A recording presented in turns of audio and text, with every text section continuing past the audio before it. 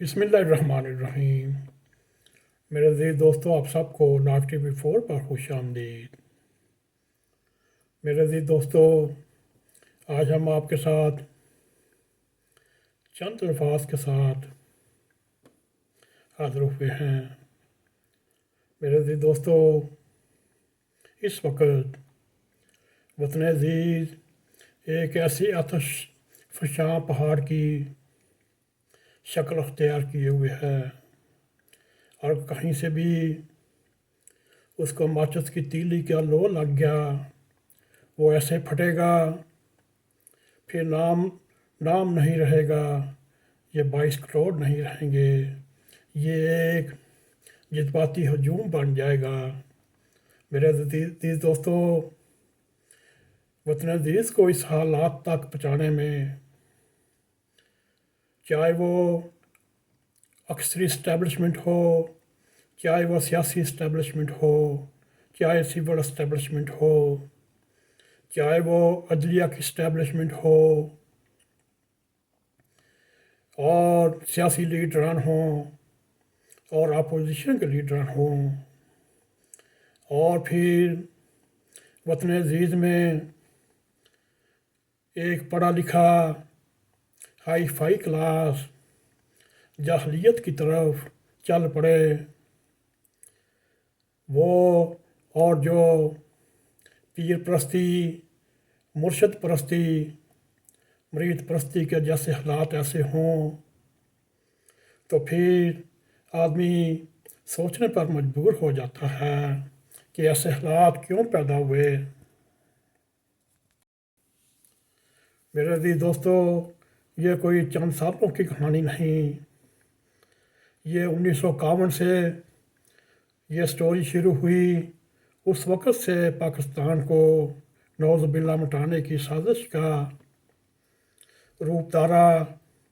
جو مذہبی رہنما پاکستان کی پے بنانے کے خلاف بھی تھے، انہوں نے آہستہ آہستہ وطن عزیز میں مذہب کی دیوار کھڑی کر اپنی حیثیت بنانی شروع کر دی۔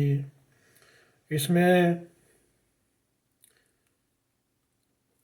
فوجی عملوں کا دور بھی جو 36-35 سال پر محیط، اور پھر سب سے بنیاد ذوالفقار علی بھٹو نے اپنے دور میں رکھی، اور جنرل ضیاء الحق نے اس کو پروان چڑھایا، اور پاکستان پیپلز پارٹی کے مقابلے میں M.Q.M الطاف گروپ بنایا، پنجاب میں سپاہی صحابہ بنائی، پریشر گروپ، پھر آہستہ آہستہ ہر حکمران نے اپنے لیے نئے گروپ تیار کیے، اور ملٹری اسٹیبلشمنٹ ہر 5 سال کے بعد کوئی نہ کوئی ایک ایسا دیو بنا کا کھڑا کرتی رہی۔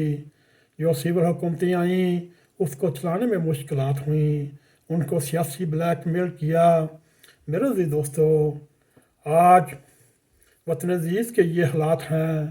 اگر کسی لیڈر نے ہائی کورٹ سے ضمانت لینی چاہیے، وہ پہلے اپنے سپورٹروں کو، حمایتیوں کو لاہور ہائی کورٹ کے احاطے میں بلاتا، پورا دن سوشل میڈیا پر ٹرنڈ چلتا رہا، پہنچو ہائی کورٹ پہنچو۔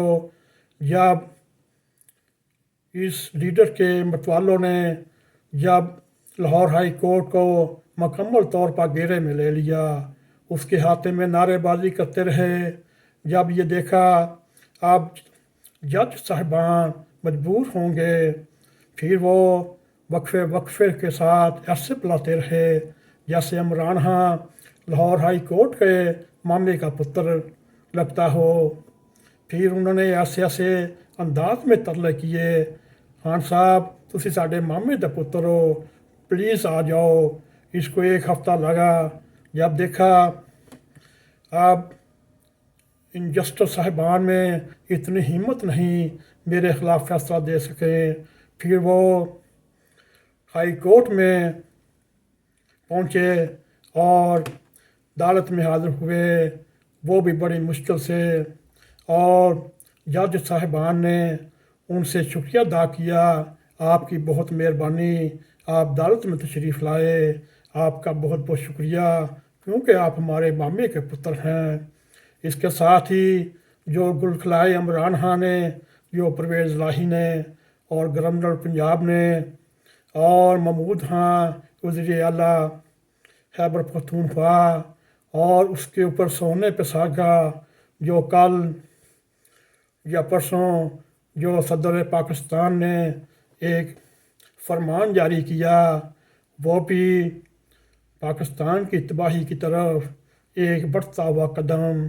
اس کے بعد پھر پاکستان کے سپریم کورٹ نے اپنے مطلب کے جسٹس کے اوپر ایک کمیشن بٹھایا اور فل بینچ بنا کر پاکستان کی قسمت کا فیصلہ کرنے کو تیار ہیں۔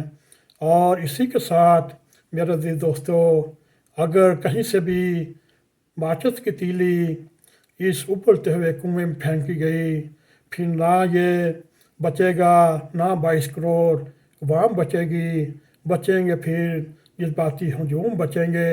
میرے عزیز دوستو، اب بھی وقت ہے، سول سوسائٹی اٹھے، امن پسند جنتا اٹھے اور ان خبیث لوگوں کو فوری طور پر بھگایا جائے اور پاکستان میں امن لایا جائے۔ یہ کہیں دنیا کے قانون میں نہیں لکھا کہ ایک ہائی کورٹ کے جسٹس ایک ملزم کا اتنا انتظار کرتے ہوں جیسے وہ ہائی کورٹ کے مامے کا پتر۔ میرے دوستو، یہ ایک لمحہ فکر ہے۔ آپ بھی رب کریم سے دعا کریں، اللہ تعالیٰ پاکستان کے حالات اپنے کرم و فضل سے صحیح فرمائے اور ہمارے بادر وطن کو امن سکون عطا فرمائے۔ ان مفاد پرست لوگوں کو اور 22 کروڑ عوام کی قسمت کا فیصلہ کرنے والوں کو ہم سے دور بھگائے اور ان سے نجات دلائے۔ میرے دوستو، اگر آپ کو ہمارا یہ پروگرام پسند آئے، اس کو لائک بھی کریں، اس کو شیئر بھی کریں، اور کمنٹ سیکشن میں جا کر اپنا اظہار خیال کرتے ہوئے ن.a.q TV 4 کو سبسکرائب کریں، جاتے جاتے بیل آئیکن کو کلک کریں تاکہ ہماری تازہ ویڈیو آپ تک پہنچتی رہیں۔ اسی کے ساتھ ہمیں اجازت دیں۔ السلام علیکم ورحمۃ اللہ وبرکاتہ۔